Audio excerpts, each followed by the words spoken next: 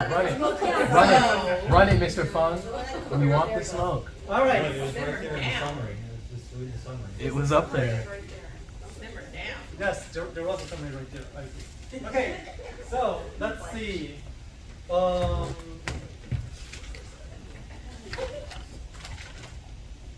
let's see. So Veronica. Can you hear me? She did say that. And Carlos said last time too. He calls your name a lot. Well, okay, so that's because I got an evaluation last semester that said Mr. Phung calls on the front row too much. Whoa! Whoa! All right. We love you too, man. Fine. Now you're gonna get one. I'm gonna get the evaluation too much. Yes, exactly. Right, so then just be back and forth, back and forth. You need to call that middle row right there. Oh yeah, middle row right here. Middle row. Okay, fine. We'll do middle row. Okay, Samantha. All right, so Samantha, how many different ways can we produce X-rays? How many methods have we talked about that can produce X-rays?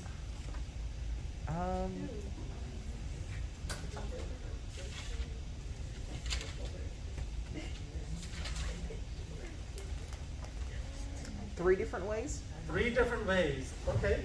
So what 3 different ways do we have?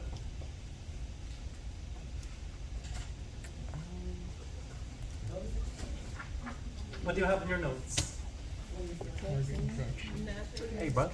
Oh, we're talking about like Bremstrong, like are we talking about that stuff? Okay. Okay. Bremstrong, So okay. Bremsstrahlung is one. Great. Yeah, and then What's the second one?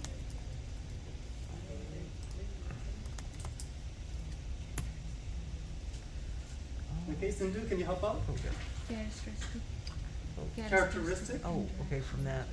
Good. And then what's the third one? I thought only 2. That's right. There are only 2. So Yes. scatter and leakage are considered. They are not methods of producing X-rays. What about target? Target interactions are the umbrella term for characteristic and Bremsstrahlung because they're the interactions at the target. What did John say? Sorry. Target interactions. So, Shamika, with characteristic interactions, what part of the atom is affected by the incoming filament electron? I was gonna say the inner too. The inner what? I was gonna say it's the inner, Inner something? inner shell. Inner shell, very good. The inner shell of the atom, where the inner shell electrons hang out. It's like a cascade effect. They hit it and one goes out and another one fills the hole. Very good, very good. So Mansi, what do we call that inner shell? What is the name for it?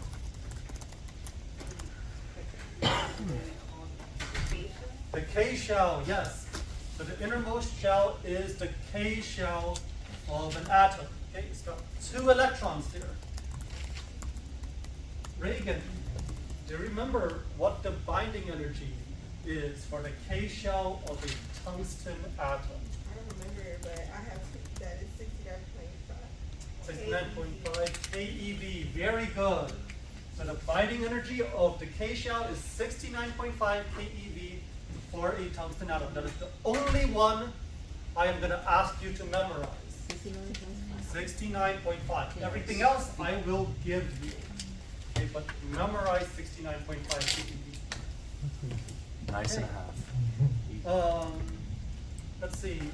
Carla, how much energy would the incoming filament electron need in order to kick out this K shell electron?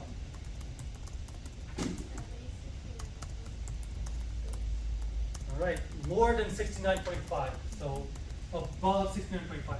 69.6, sure. 70, 80, right? As long as it's over 69.5. Yeah, So Shahid. I get somewhere equal or over and over. Is that if I'm It's not going to make a difference. it can be equal also, then can take it outside because I think I'm sure I read somewhere. If you can find it for me. All right. So, let's see. Cody, if we, what happens after we knock out that K shell electron? X-ray is produced. Or Thank you. well, like, if the cascade effect will occur, if you knock out one.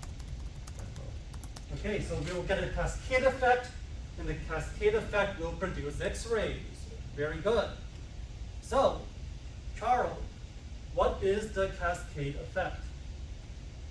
The cascade effect is when the filament electron knocks out one of the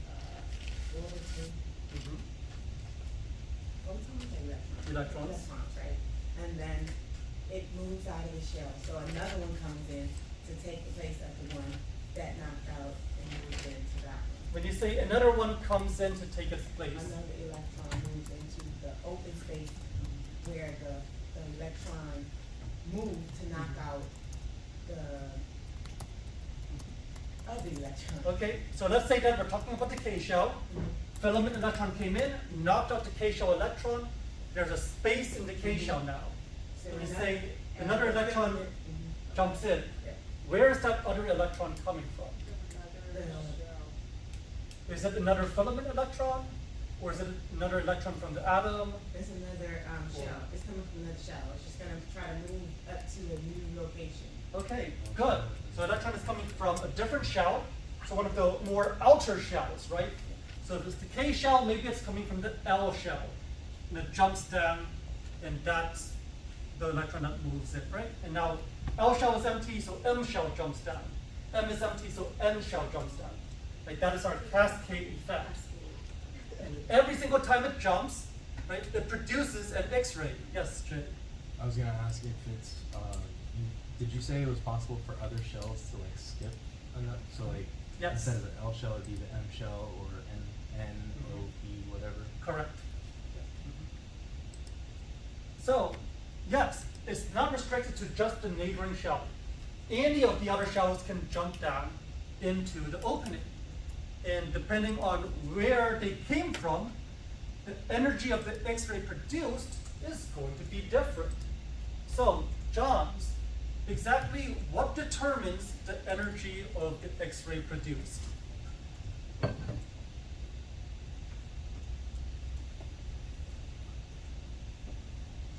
How do we calculate the energy of the X-ray produced when the electron jumps shells? What do we use, like KVP? Not KVP. KEP? So the unit is in KeV, but how do we calculate how much energy that X-ray photon has? Difference between energies. Oh, the difference between energies? Difference between which energies? The shells. The shells. The difference between the binding energy of the shells. So if it is K and L, right? If the L electron jumps into the K shell, we need to find the difference between the binding energies of K and L, which is going to be the difference between 69.5 and 12.1, right? We just find the difference here. And that is how much energy the X-ray will have. So, Jay, yes, go ahead. So then what energy levels is the filter removing? Is it O and P? Does that matter, or?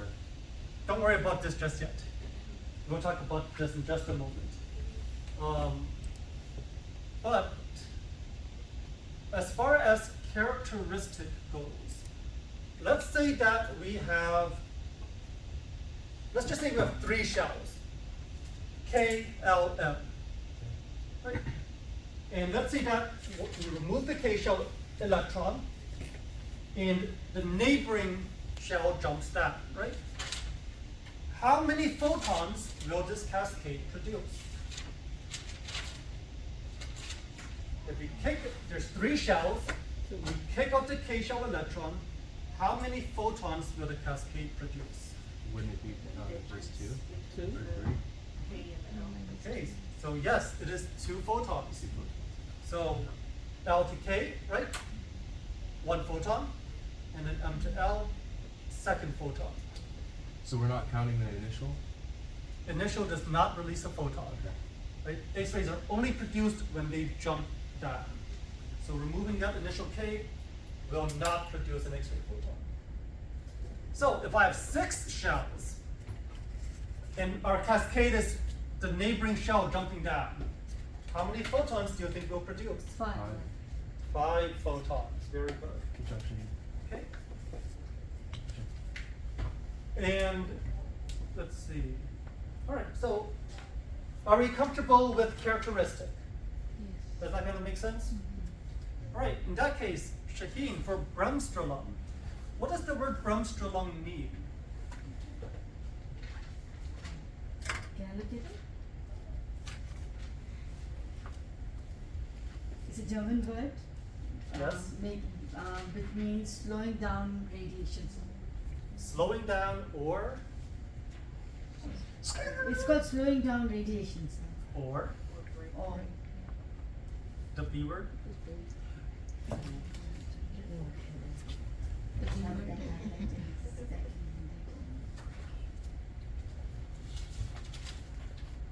What does your car do when you slow down? What are you doing? Or you brake. That's right, you're braking. Good. So, Bremsstrahlung, slowing down or braking. So, Angelica, exactly what is slowing down here? Is it the photon that's slowing down? Is it the electron that's slowing down? And if so, which electron? Is it the atom that's slowing down? Thought processes slowing down? Everything. Everything? So, metabolism slowing down? Okay. So, Can I say if you had to guess, what was it? photon? Photon. So, the thing about photons are energy. Energy travels at the speed of light. Light's speed does not change, generally speaking. We'll ignore the exceptions. So, photons have a pretty set speed. So no, photons will not slow down or break. So, try another one, Angelica.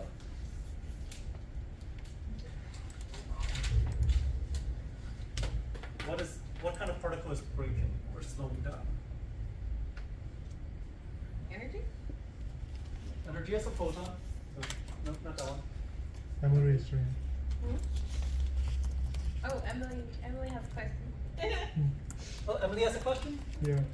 Oh, Well, I wanted to answer. Is it an electron? it is an electron, yes. But which electron? Is it the filament electron or the orbital electron? Which electron is slowing down? What do you think? I think it's the filament. Very good, Emily. It is the filament electron that slows down.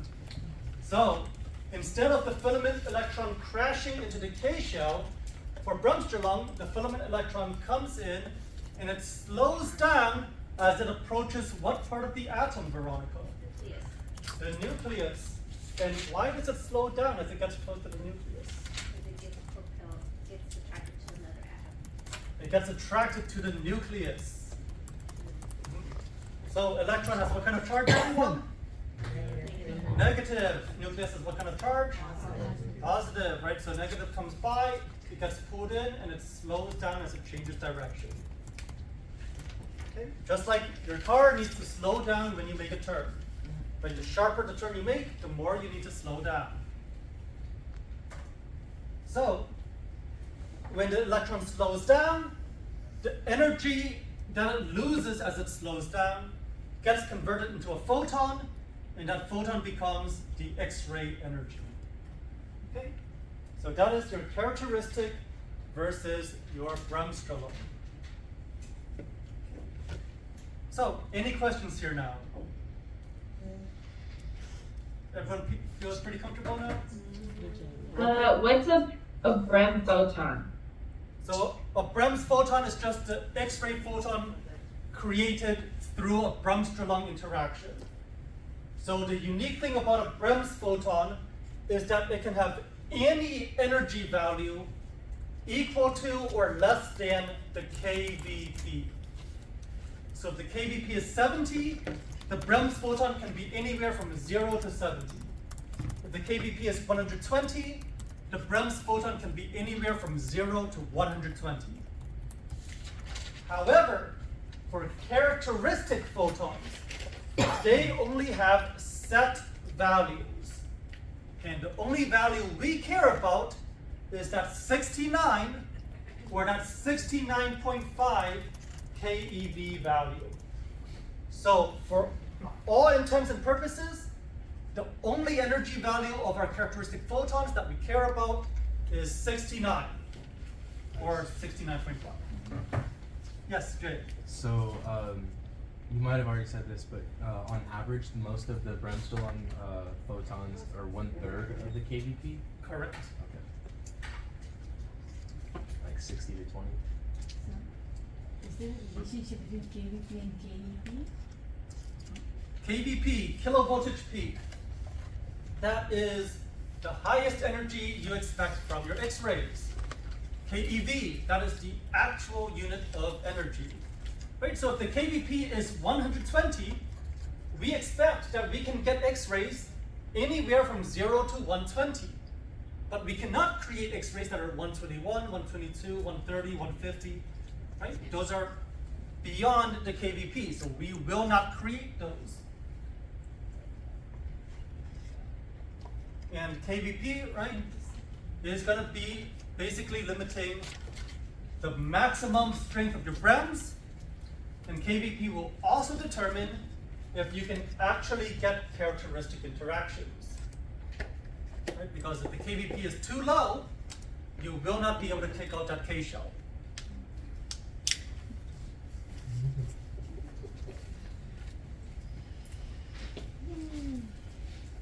So, are we comfortable?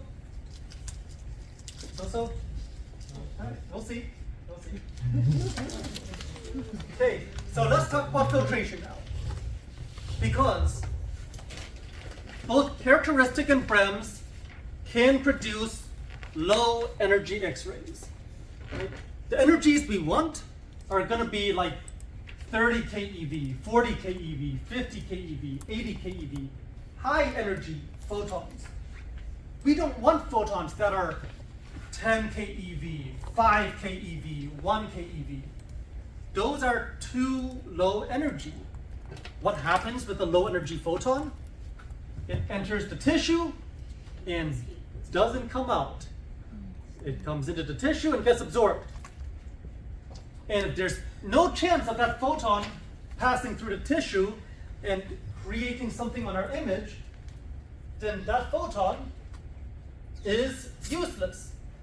That photon is only increasing patient dose without contributing to our diagnostic image. Does that make sense? So a low energy photon does not contribute to the image because low energy photons get absorbed inside the body. All they do is contribute to patient dose.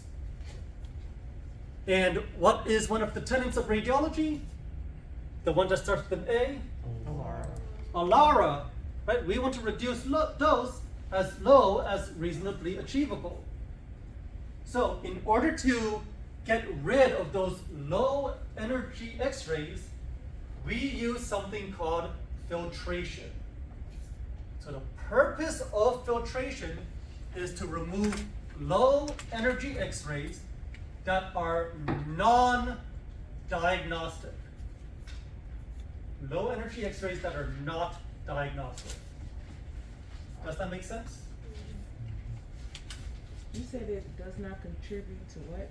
Correct. Low energy X-rays do not contribute to the image.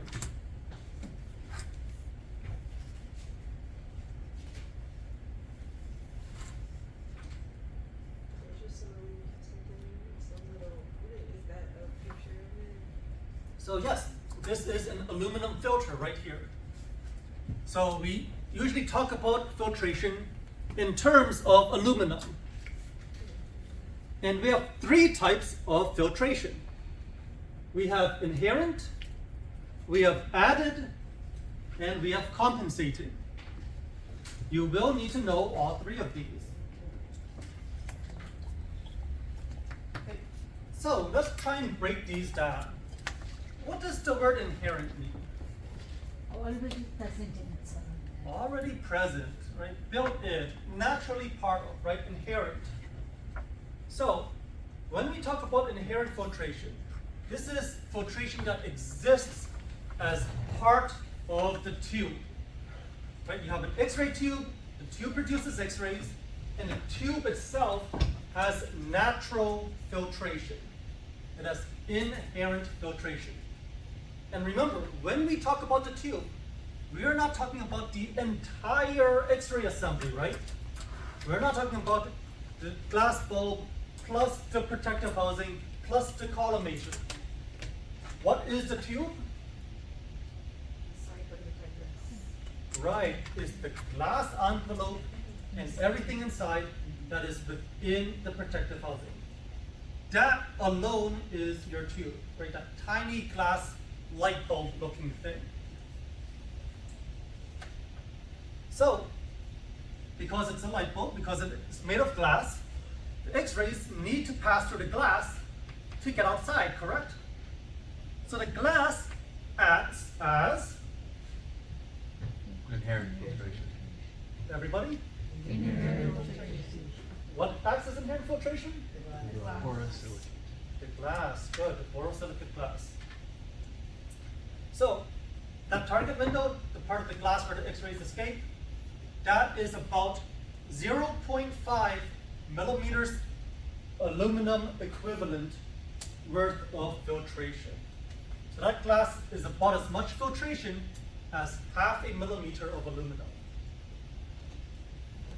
To be more precise, it's the glass plus the insulating oil as well. So the glass and the oil acts as the inherent filtration. Correct. Glass and oil act as inherent filtration. For now, I'm just going to focus on the glass.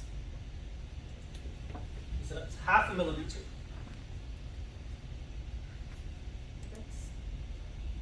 Yes. Target window. So it's just the part of the tube where the X-rays leave from. Right, so not the rest of the glass. We're only talking about the useful part of the beam. That's like nothing, right? 0.5 millimeter. That's the filtration? That's the filtration. So the target window of the glass is the filtration. Correct. Just the target window of the glass, just this area right here. And 0.5 millimeters, I know that doesn't sound like a lot, but that's 20% of your total filtration. Because your total filtration is going to be 2.5 millimeters aluminum. It's also the port. So it's not Also the port. here at all. Yes. So just to make sure, it's not the entire glass envelope, it is just the glass of the target window. Correct. It is this part of the glass right here. Okay. Because this is where the useful X-rays are leaving. Yeah. Everywhere else, that's leakage radiation. We don't care about filtering leakage radiation. Why? Because we're going to block it with lead anyway in our protective housing. So only the useful X-ray beam is the beam that's being filtered. So did you say 0.5% is 20% of Yes, 0.5 millimeters is 20% of your total filtration. 2.5? Correct, 2.5 total filtration. Which means that our added filtration is how much? 80%, which is how thick? Well, if our total is 2.5, and we have 0.5 here, then the remaining is 2 millimeters of added filtration. So added filtration is an additional 2 millimeters aluminum equivalent. So this is going to be here and here. So you've got this sheet of aluminum right here that acts as your filtration, and then that mirror inside your collimator also acts as filtration. So together, these two add up the 2 millimeters of aluminum, right? Inherent plus added then gives you your 2.5. Does that make sense? You said the mirror is a part of this too? Yes, let me here.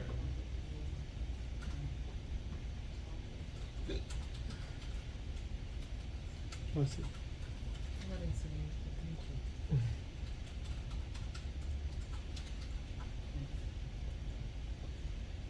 Here, hopefully that so that we're clear then.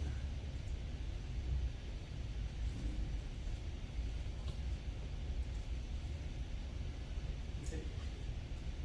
So this is our added filtration.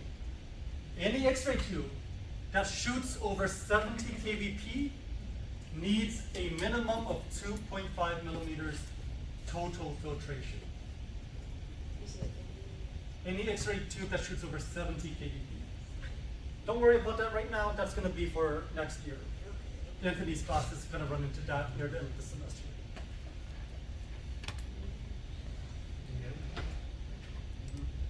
Yeah, it'll be something like 2.5 for 70 and above, 1.5 for 50 and above, and then 0.5 for the rest.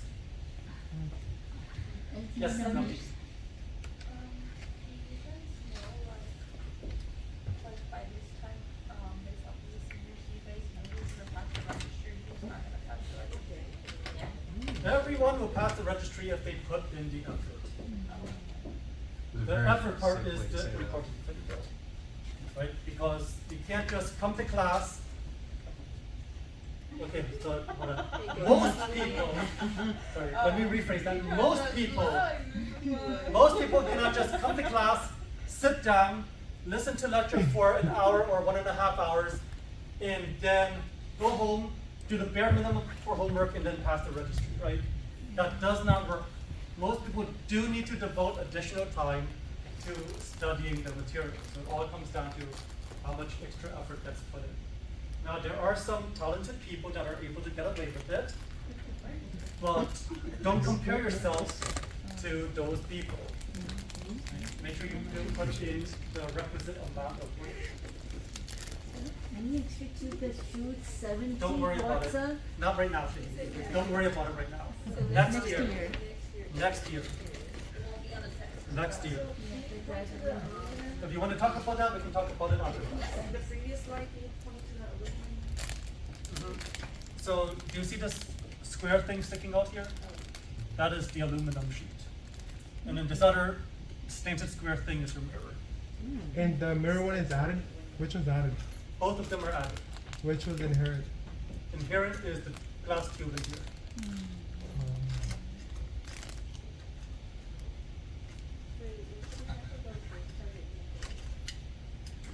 Yes, the target window is your inherent filtration. It acts as your inherent filtration. Yes, Did we talk about why we use aluminum? Or is that also for it's the, just the standard. it's nothing to do with the properties of aluminum or like how it prevents attenuation? I'm sure it's got some properties. I mean, I know in QA/QC we use aluminum or proper aluminum plates for filtration. QA/QC? Yeah, when you do QA/QC. Yes. But I'm not exactly sure which property we're most using. Would I? Would I? Yeah. Yes, Veronica. Oh, no. Good thing, okay. We was thinking about those talented people. You're the talented We were saying you're person. talented. I need to study. I need to study. Oh, button him up. Okay, so, are we okay to move on? Or do we still have questions? So just to recap, total, filtration is 2.5. Mhm. 0.5 of that is inherent, Mhm. which is the target window Mhm. area where the X-ray is released into. Correct. And then the other two is the added filtration, which Mhm. is the place between the target window and the top of the column holder. Mhm. Also includes the mirror. Correct. That is all the filtration we have here. So total must equal 2.5 Minimum, yes. minimum. So then compensating does what then? Great question. So let's talk about compensating now. It's called compensating because this is used to compensate for anatomy. Let's say that you are doing a foot x-ray. So take a look at your foot, right? Imagine we're doing a foot x-ray. Do you think the foot is going to look the same brightness, the same black and white all the way through from toe to heel? No. Why not? Okay. Right, so even without anal heel effect, even without having to worry about that, the toes are thin, right? The heel is thick. Something thin, does it show up whiter or blacker? Right, it's going to show up more black, it's going to show up more dark. What about the heel? Is it going to be more light or more dark? More white, more light. So, when you have something like that, you will end up with an x-ray where the heel is underexposed, it looks really white, you can't quite see the bones there. And then the toes look overexposed, they look really black and you can't quite see the bones or the soft tissue there. So we need a way, or we needed a way, to even out the exposure to the IR. Right? We needed a way to keep as many x-rays, to reduce the number of x-rays hitting the toes. Right? So then we can have more x-rays, they expose the heel properly, we have more x-rays, but then some of them get filtered out, so only a few of them make it through, reach the toes, and now the toes also look good. Does that make sense? Right? So,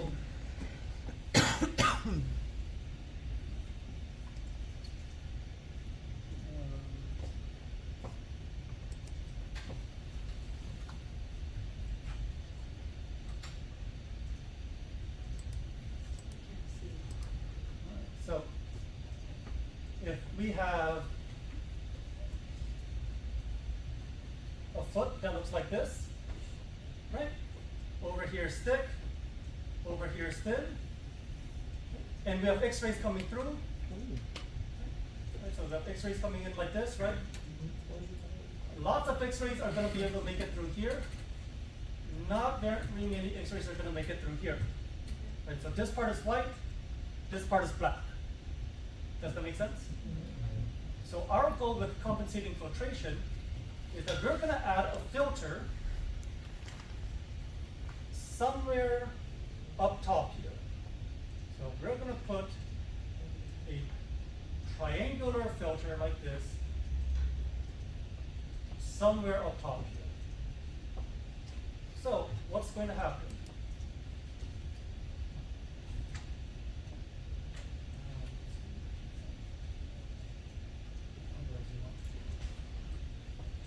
Control, subtract.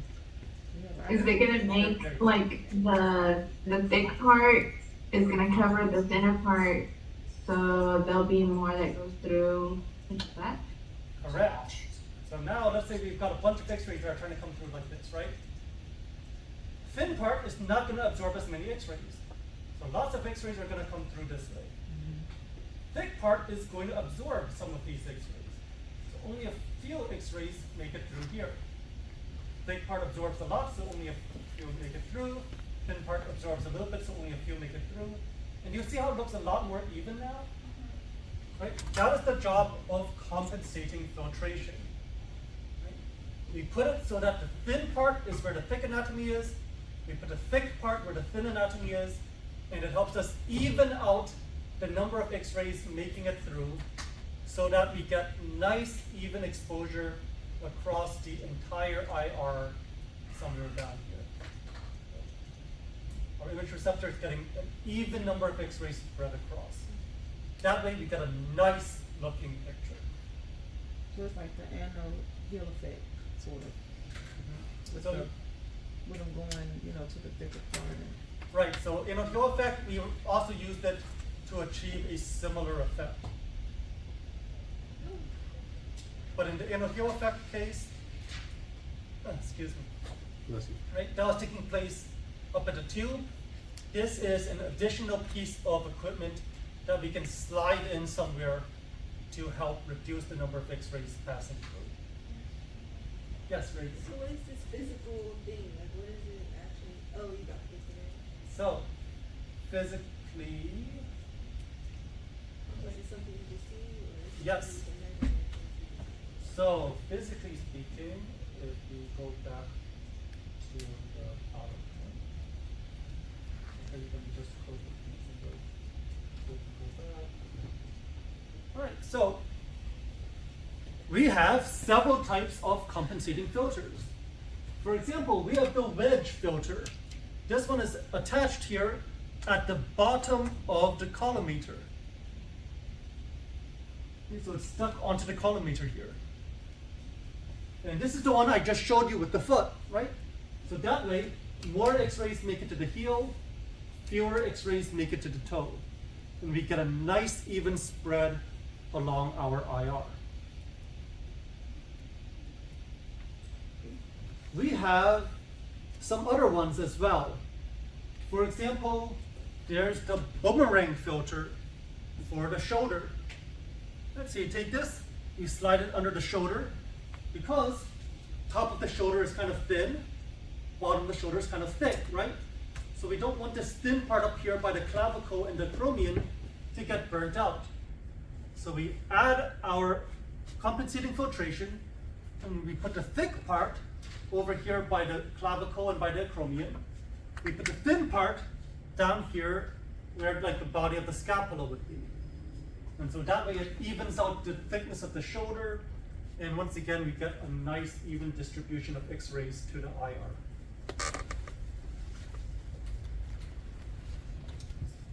Yes? So is the wedge filter something that we physically add, or is that already like on the tube? Yes, so it is something that you would be able to physically add.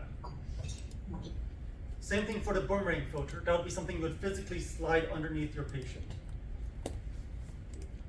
How often is it actually used? Great question. So, how often are they used? The answer is nowadays, almost never. Nowadays, you do not see filters a lot. Does anyone have any guess as to why that is? Jay. What about digital? The S numbers and things of that nature. are S numbers done, and post image. It's like You can edit the brightness and you can edit the brightness and the darkness, and the contrast. Charles, did you have something you wanted to add? No? Do you all remember when we discussed anode hill effect, what that property of digital imaging was called?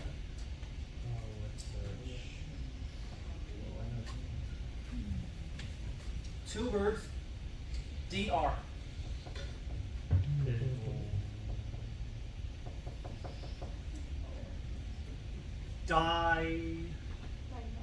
Dynamic range. That's right. Digital imaging has a wide dynamic range. We'll talk about that in one of the later chapters this semester. But dynamic range is the ability to capture X-rays over a wide range of exposures. Very low exposures and very high exposures. It can accurately capture and measure those. Film screen, what we used to use, was not very good with dynamic range. So if you had too few X-rays, you couldn't see anything. If you had too many X-rays, you couldn't see anything. You had to be very Goldilocks, right? You had to be just right in order to get a picture, right? A little bit too high, a little bit too low. A little bit too high, a little bit too low. It would ruin your image. So compensating filters were very important back then because of that. Thankfully, you all now work with digital, so you do not need to worry about that so much anymore.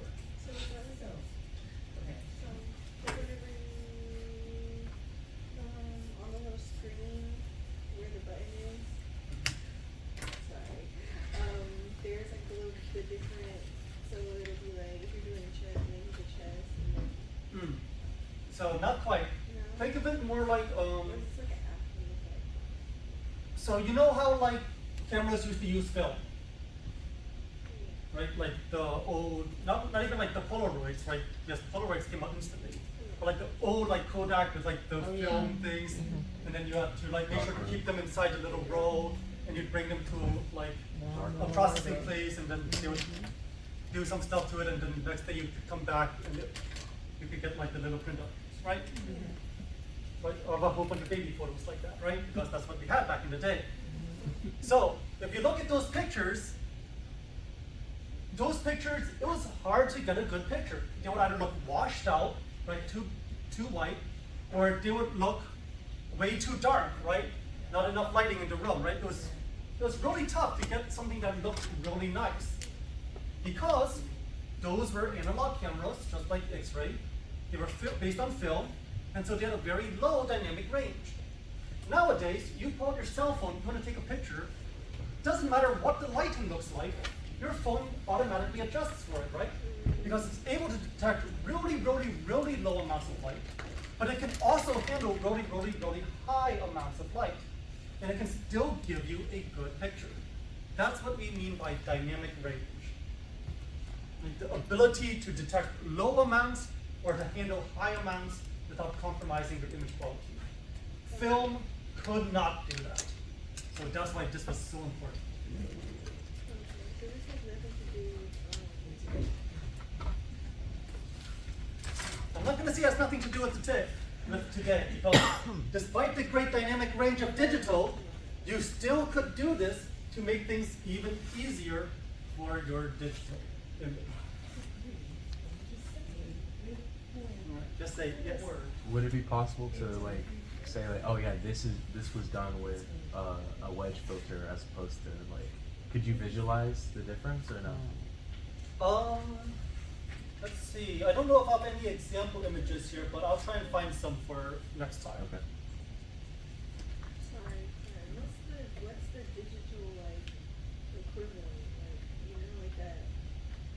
So you don't have to like use this anymore. Still confused. Digital doesn't need to worry about this, because the idea here was that with this filter over here at the heel, normally there would be too few X-rays, so the film would not be exposed properly, and this would not give you anything. It would just look completely white. Over here, there would be too many X-rays, so you would not be able to see the bone because it was overexposed. So this would just look completely black. So all you would be able to see is like the middle of the foot. Because you have the middle of the foot and it's all white and then all black. That's what it used to look like. With digital has a much easier time detecting high and low quantities of X-rays. So even though there's only very few X-rays here, digital can still detect them and it can turn that into an image.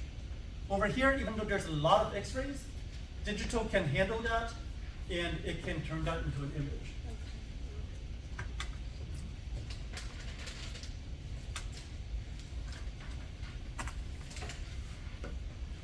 Alright.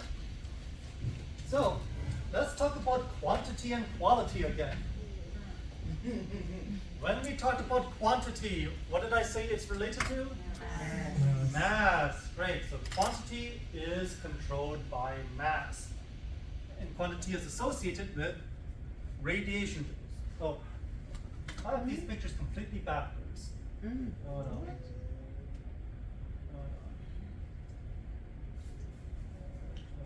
So this one was on the wrong slide. This goes to quality slide. And this here gets to come first to the quantity slide. Alright.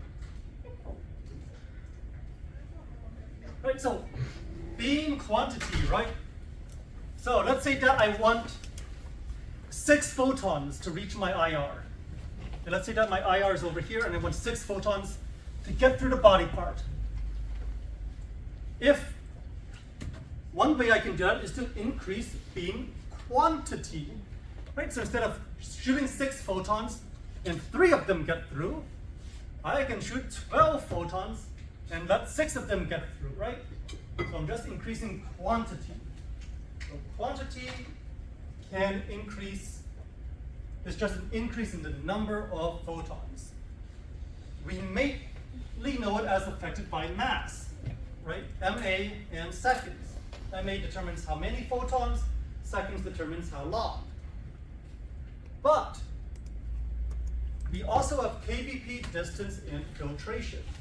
So this is very important. If you double the mass, you double the number of photons reaching the IR. If you double the kVp, you quadruple the number of photons, bless you, reaching the IR. So changing kVp also changes quantity. Why would we not use kVp as our controlling factor for quantity in this case? It's much higher. Higher? Okay. It's harder to control if you're, multiplying it by 4. Harder to control. Okay. Does it have something to do with penetration? Does it have something to do with penetration? Good. Did we talk about contrast? Not yet. Okay. I think that's going to be next chapter then. So, as a brief overview, there is a property of images called contrast. Contrast just describes how black and white an image is. Right? If you have something that's black and something that's white, two objects, right? One is black, one is white. Are you able to tell these two objects apart? Yes. So they have high contrast because it's obvious these two are different. Now, what if you have an object that's dark gray and an object that's light gray? Can you tell these two objects apart?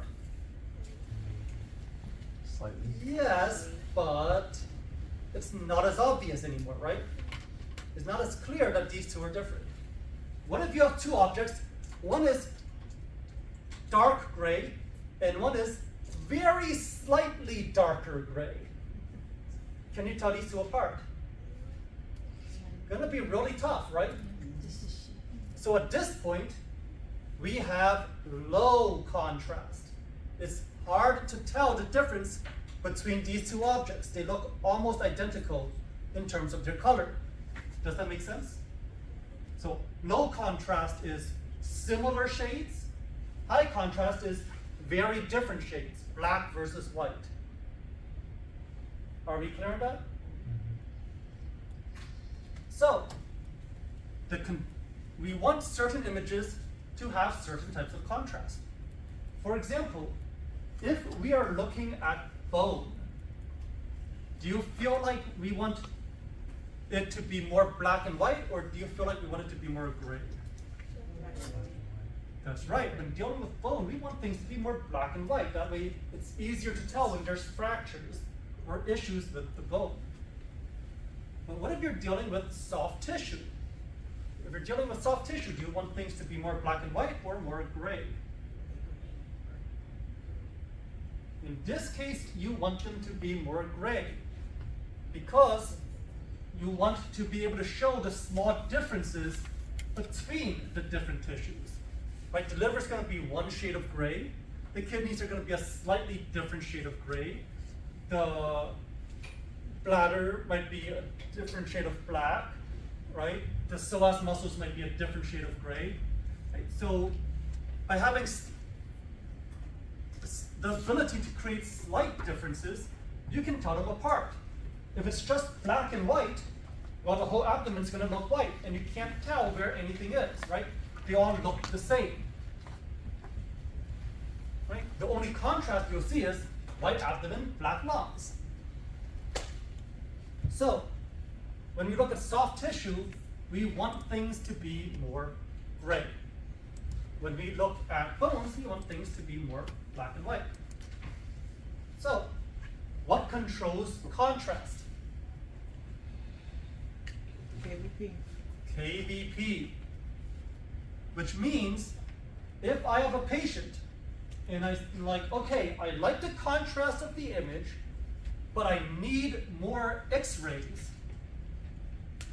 If I change my KVP, I will get more X-rays, but I will also change my contrast. I don't want to change my contrast. So my controlling factor for quantity will not be KVP, because this affects more than one thing. my controlling factor is going to be mass, because mass is purely about quantity. So I can change mass, I can get more X-rays without affecting my contrast. Does that make sense? So mass is the controlling factor for quantity. Yes, KVP affects quantity as well. Yes, it even affects quantity more. But KVP is not our controlling factor, because it does more to our image than just change quantity. Okay, distance can affect quantity. What is the rule we used for distance? Invested That's That's right. The distance changes by a factor of 2, quantity changes by a factor of 4. They are inverse. So what is the name of the law? Inverse. Very good. Inverse square law. So we're already familiar with this. Inverse square law, distance and quantity. So finally we get to filtration. What is the purpose of filtration again? low energy. Good. Get rid of low energy X-rays to reduce patient dose. Okay. And then we also have inherent filtration, just to balance things out. Okay. But generally, when we talk about filtration, we're just talking about inherent and added. So the purpose of your total filtration is to reduce the number of low energy X-rays so that we have less patient dose. So if we are reducing the number of low energy X-rays, what happens to quantity if we add filtration? That's right, decreases. Does that make sense? Adding filtration filters out more X-rays, so fewer of them get through. So the number of X-rays are decreasing.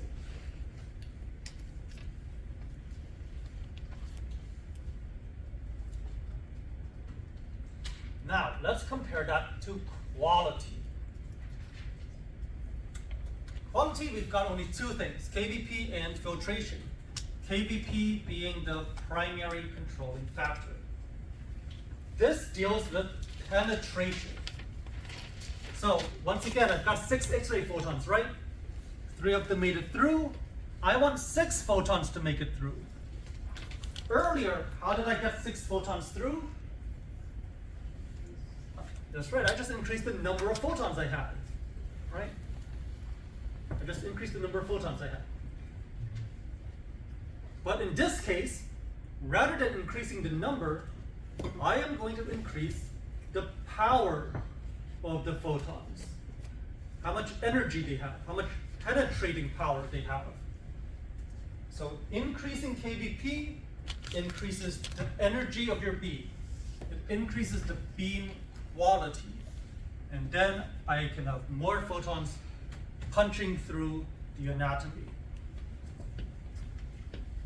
Okay, so penetration, the ability for the X-rays to transmit through the patient. The higher the energy, the more likely they are to go through. Right? That's why we have to filter out low energy, because low energies will not go through.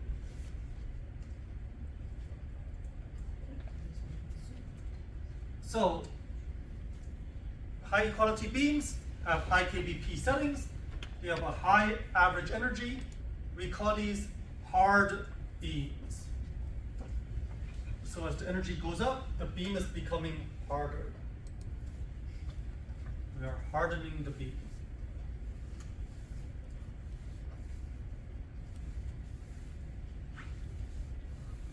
So those go hand in hand, the high energy and the hard beams. Correct.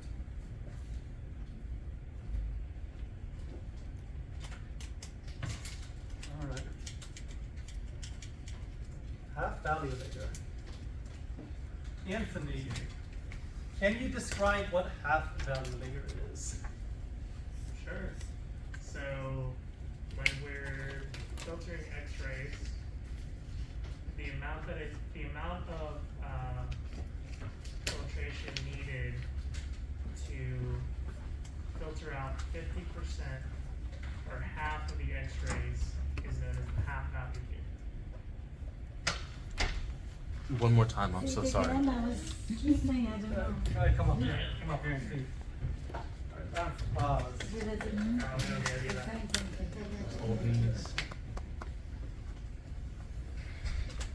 So when we're filtering out X-rays, the amount of filtration that we need in order to filter out half of the incoming X-rays is known as our half value layer. Why would you want to measure only half? So that's the concept behind this. When we're filtering out half of the incoming X-rays, that's going to be known as the half value layer. Right. So this is a way for us to describe the energy of a beam. Right? So the higher the energy of the beam, the more filtration we need to filter out half of the photons. Does that make sense?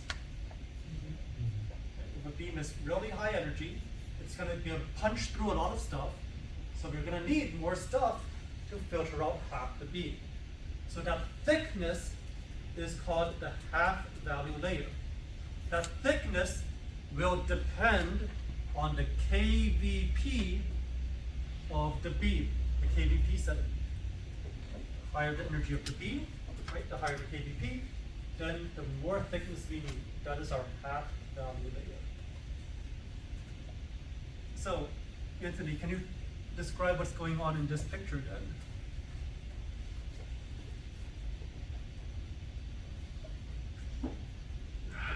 Yes, I can. Okay, you're putting on the spot. Yeah, a little bit on the spot. It's fine. So, as you see here, these are our half value layers. 1, 2, 3, 4, 5, 6, 7. As the incident energy enters and gets filtered, as you notice, with one half value layer, 50% of those X-rays are able to transmit through. When we add another one, we cut that 50% by half, so you get 25. And then with each added half value layer, it cuts that percentage down by half. As you can see, 12.5, 6.2, 3.1. It'll filter out half of the already filtered out X-rays, essentially. So it increases the filtration. All right, very good. Yes. Thank you. Great explanation. So, the idea here, right, just to sort of recap, there is a certain thickness of aluminum that will reduce the incoming photons, the number of photons, it will decrease the number of photons by half.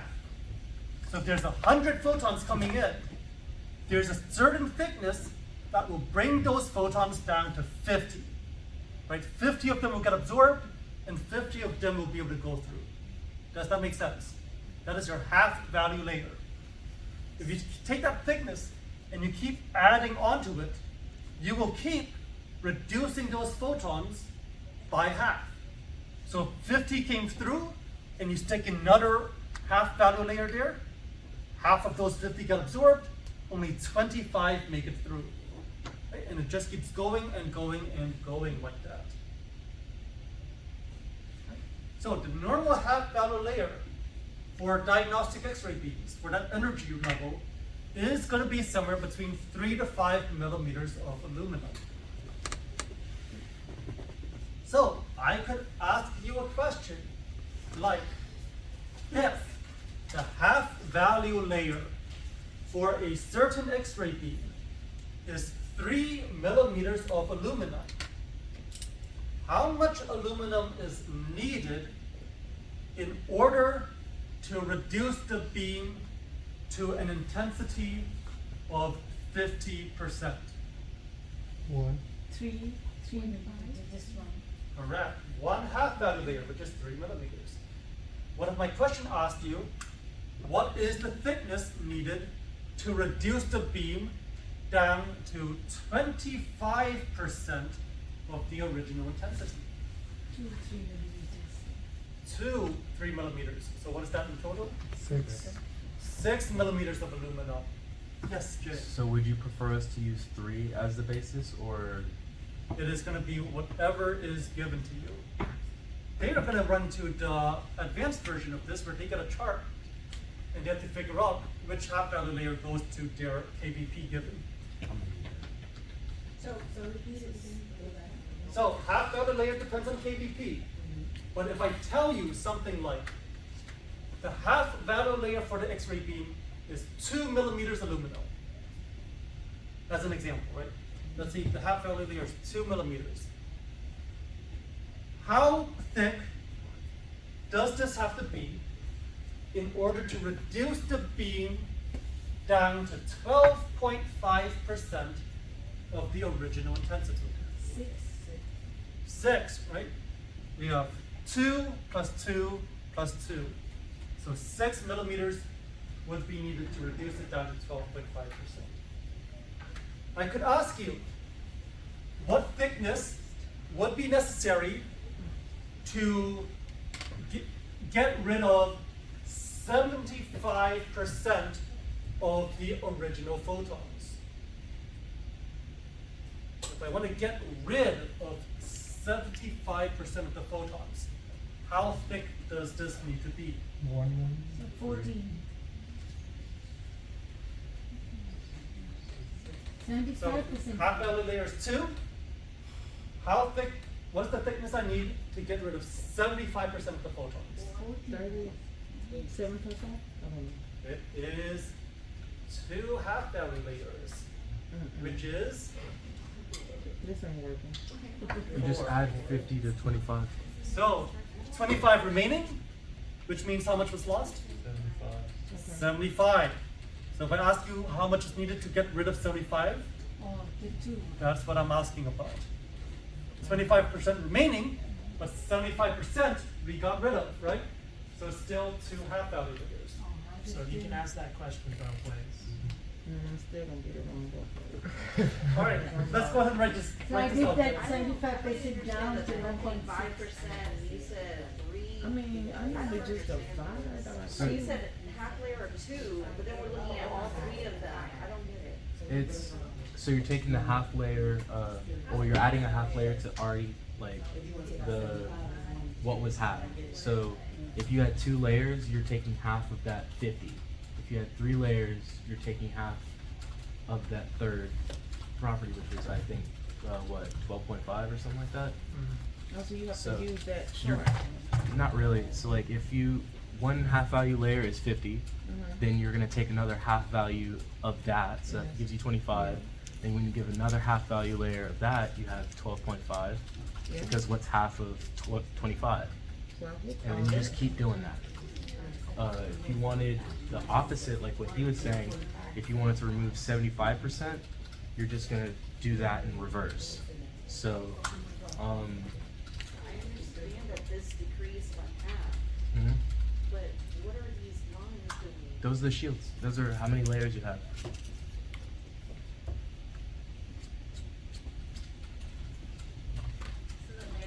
The layers are essentially the thickness of whatever you're using as a filter.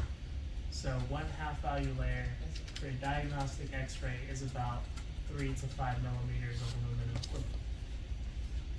So if you have 2 half value layers, that's equal to about 6 to 10 millimeters. Does that make any sense? All right, so let's just try these questions and see if we can make this make sense. So, let's see. Melanie, could you read this out for me, please?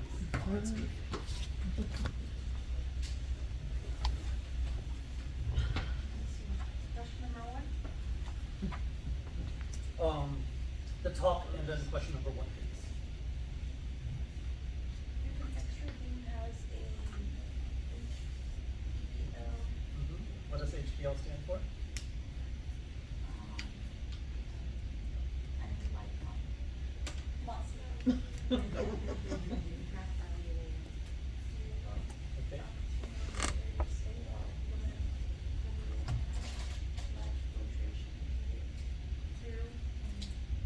And then remember what?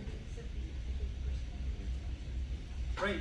So 2 millimeters aluminum equivalent is our half value layer. So how much filtration do we need to reduce the beam to 50% of the original intensity? So we have 100% coming in, correct? And then we run into our half value layer. And when we get through our half value layer, how much of the beam do we have left? 50%. So are we at 50% of the original intensity? Yes. How many half value layers did it take us? Just one, sir. It took us 1 half value layer, right? How thick is this? 2 millimeters. Right, so it's 2 millimeters. Because that's the half value layer that you're given. Right, you're given this. And so 1 half value layer we know is 2 millimeters because the question told us that. Are we okay so far? Okay.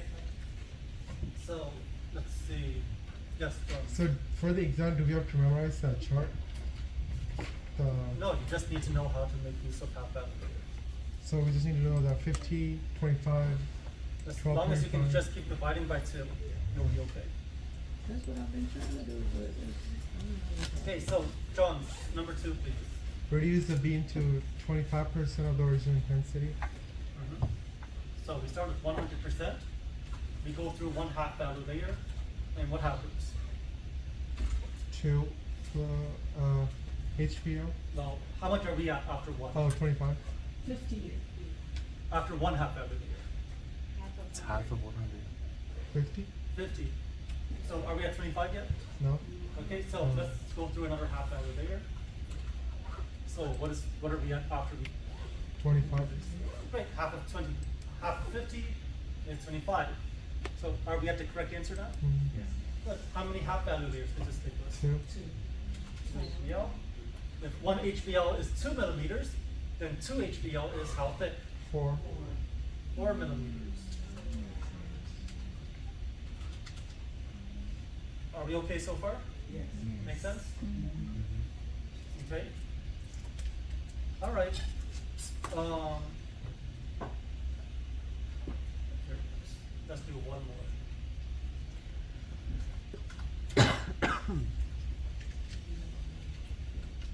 All right.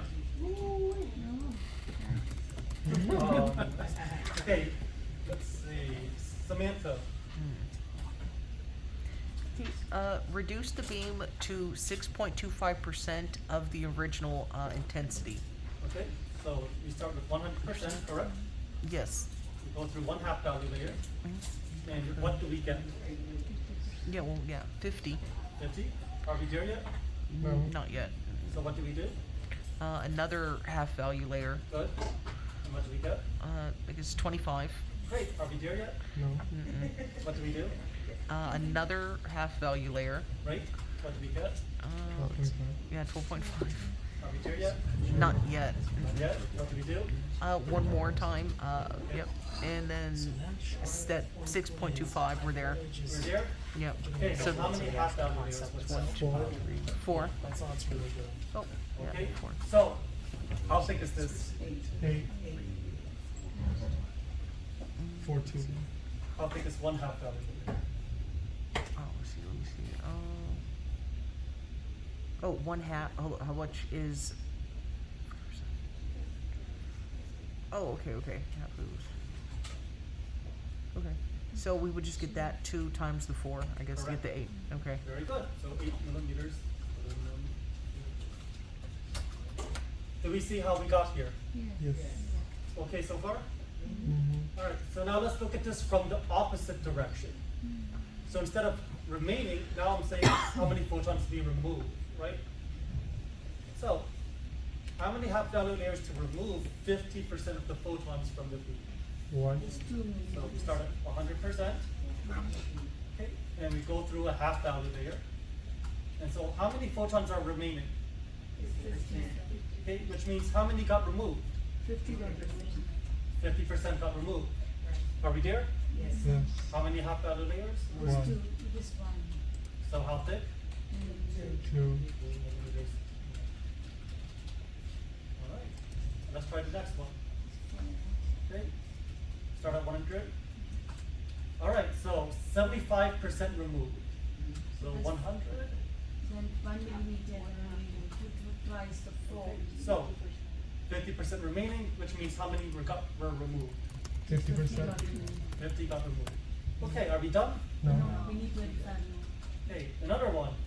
So now, how many are remaining? So after 25 Five. Only 5% remaining. So how many got removed? 75. Are we done? Yes. We are. Great. How many half value layers was that? Two half. Which means how thick was that? 4 Do we see how that can work? Yes. If I change this number to 3, would you be able to handle that? Yes. Yes. Change it to 12. If I made this 2.5, would we still be okay? Yes. As long as they are calculated. As long as you take this, right, and you just multiply by the number of half value layers. And that will be your total thickness. Does that make sense? So, I could ask this reversed one other way. I could ask you, if you have an X-ray beam with a half value layer of 3 millimeters equivalent, how much of the beam would remain with 9 millimeters of filtration? You could just do it where, so you're saying how much is 9 millimeters? would Correct. remain? So you would take if each one 3 millimeters, so that means that there's 3 half values. Correct. So you use 3 of them. Correct. So it would go from 100 to 50 to 25%. So that would be 2 half value layers. And Oh, I got one more. then 12 and a half. So then 12.5. Very good. So this would be 3 half value layers. So we have 9 millimeters total and 3 millimeters per half value layer. Right? So I could ask it in that way as well, right? I could ask this from a number of different angles, but the idea is still the same. You just figure out how many half value layers it was, right, to reach the percentage, and then you figure out the thickness, or you figure out the thickness and then figure out how many half value layers that was. Can you change that 3 to a 2 real quick? So, So I can take a picture? so that we can. All right, it is 3:00.